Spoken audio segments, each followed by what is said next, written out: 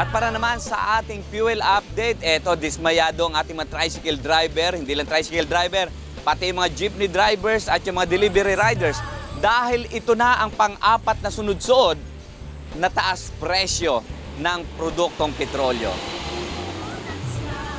Nagdagdag presyo ang gasolina ng 2.80 bawat litro at 1.30 naman sa kada litro ng diesel. Nagdagdag presyo din ng 45 sentimos ang kada litro ng kerosene. Sa ngayon, ang presyo ng diesel dito sa Fusion Bitas, ang kanilang diesel ay nasa 55.65 at ang kanilang gasolina ay nasa 62.30 hanggang 63.30 bawat litro. At dito pa rin sa Sikyo, sa Bitas, ang kanilang diesel ay nasa 52.50 bawat litro. Ang kanilang gasolina ay nasa 58 hanggang 59 peso bawat litro. At dito nga sa Daang Sarili Shell, ang kanilang diesel ay nasa 61.39 bawat litro hanggang 68.29 bawat litro.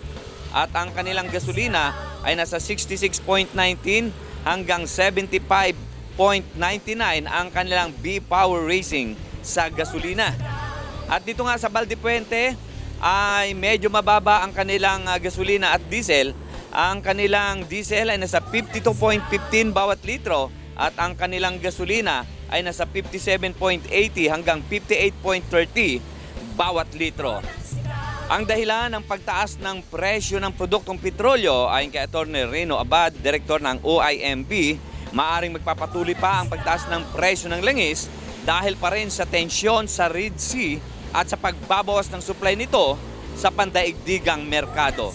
At ang isa nga sa mga dismayadong ating mga tricycle driver dito na nakaparada sa Valdepuente, alam mo yung hina ng pasahero dahil wala nga pasok ngayon sa school, medyo bakasyon, at ang patuloy na pagtaas ng presyo ng gasolina. Halika, tanong natin kay tatay kung gaano kahirap ang pamamasada.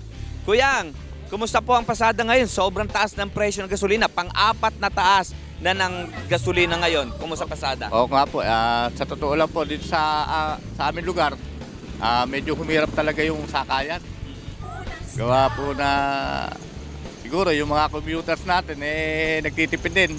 Kaya napakadalang po ng sakay namin. Mataas yung gasolina, wala pa pong biyahe. Madalang yung biyahe dito. Hirap na hirap din kami dito.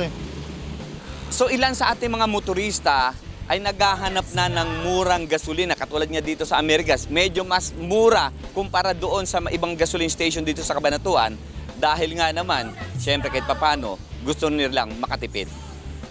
At yan ang ating fuel update kasama si Jeremy Ramos, si Tom Mansanal, Smile Supetran III, para sa Balitang Unang Sigaw.